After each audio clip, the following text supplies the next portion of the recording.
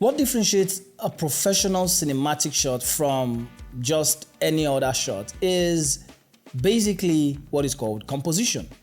You see, what a cinematographer sees or a professional DOP sees is different from what just any other person sees when they're looking at a subject. Whilst just an everyday person carries the camera, sees an object and wants to take a picture of it and just goes ahead to take it.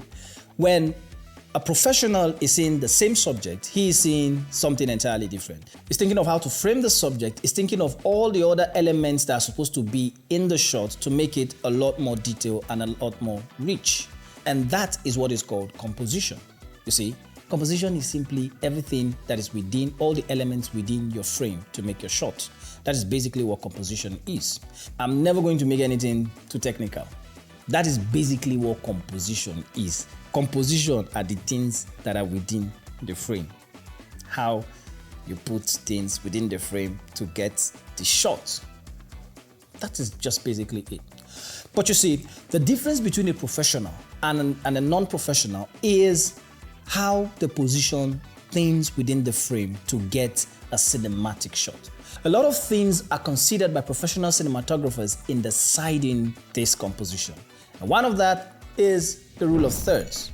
The rule of thirds is a widely used rule in the field of cinematography where the subject is placed at a 1/3 position within your frame. Instead of centralizing your subject, it's positioned at a 1/3 position within your frame. It is usually captured with the guide of a grid line. So a lot of you that have cameras that you have the grid line turned off, to get a very good cinematic shot composition, especially for interviews and dialogue scenes, you need the grid lines turned on so that you can position your subject at a 1/3 position within the frame. Now, the essence of the rule of third is to add more character and depth to the image so that you don't just have only your subject that is in focus in the frame, but a lot of other things happening in the background to create some kind of distraction to the audience, number one, and also to add a lot more depth and detail to the image. That way, your audience will be kept engrossed in the scene because there are things within the frame that serve as some kind of distraction or some elements within the frame that just keeps the eye busy and not completely just focused on the subject. So, the rule of thirds is one of the things to consider in having cinematic composition.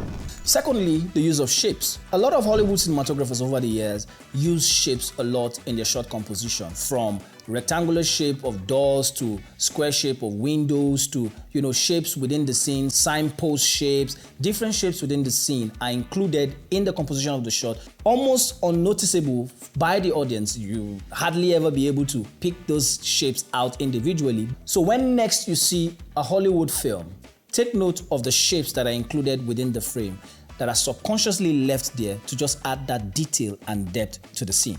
You see door shapes, you see rectangular shapes, you see squares, you see circles. All of these shapes within your scene add some kind of character and depth to the scene. Without them in your scene would be bland, just empty, and lacking any form of drama or character. Then, of course, there is a use of leading lines.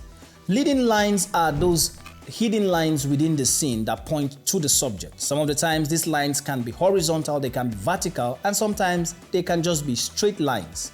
These lines are used to draw attention directly to the subject. For example, if a person is walking on a train track, you might not notice it, but there is a leading line of the train track leading all the way to the subject, especially if the subject is positioned in the middle of the train track. The line ends where the subject is. So after the subject, you no longer see the lines of the train track, you now focus on the subject.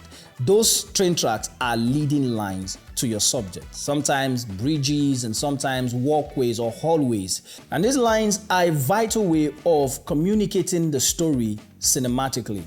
For example, if a subject is walking down a narrow hallway, you position the subject in such a way that either the lines are vertically leading to the subject, if the subject is in one corner of the hallway, or the lines are horizontally leading to the subject, if the subject is positioned maybe right in the middle or in the center of the hallway, walking or just, standing there.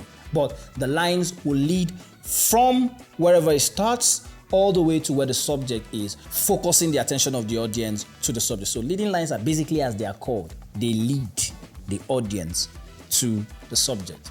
And they are very subtle. As an audience, you may not actually know that the cinematographer is using these things within the scene to actually draw your attention to the subject. You will not know.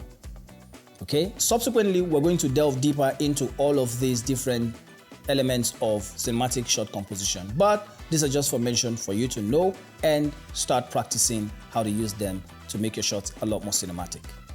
Until the next video, don't forget to continue to learn, create, until you become.